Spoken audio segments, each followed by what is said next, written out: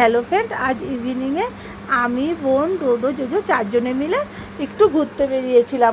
ওদের school day থাকলে ওদের নিয়ে বেরানো হয় না, কারণ ওরা গরমের মধ্যে স্কুল থেকে এসে কাহিল হয়ে পড়ে, তার মধ্যে আবার স্কুলের হোমওয়ার্কের প্রেশার।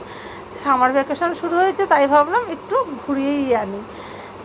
ওরা হঠাৎ করে আবদার করলো যে ওদের ফুচকা খাওয়াতে হবে, তাই ওদের তালবাগানে ফুচকার দোকানে নিয়ে যাচ্ছি।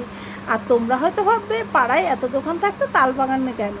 কারণ এই যে ফুচকা ভাইকে দেখতে পাচ্ছ, এই ফুচকা ভাইয়ের ফুচকা খেতে আমরা ভীষণ ভালোবাসি। আমাদের বাড়ির যে কোনো অকেশনে এই ভাই এই ফুচকা নিয়ে আমরা বসাই, আর সবাই খেয়ে তৃপ্তিও পায়। ফুচকা ভাইয়ের আলু মাখাটা যেমন সুন্দর, টক জলটাও খুব সুন্দর, আর ফুচকাগুলো কড়কড়ে। আর জোজো তো অনেক ছোট, তাই ওকে বোন আগে ফুচকা খাইয়ে দিয়েছে। ওর ফুচকা খাওয়া মানে টক জল আর শুকনো ফুচকা, আর ডোডো তো একাই খেতে পারে। তার ওদের খাইয়ে আমরা দু বোন খেয়ে বাড়ির জন্য ফুচকা নিয়ে ফিরলাম।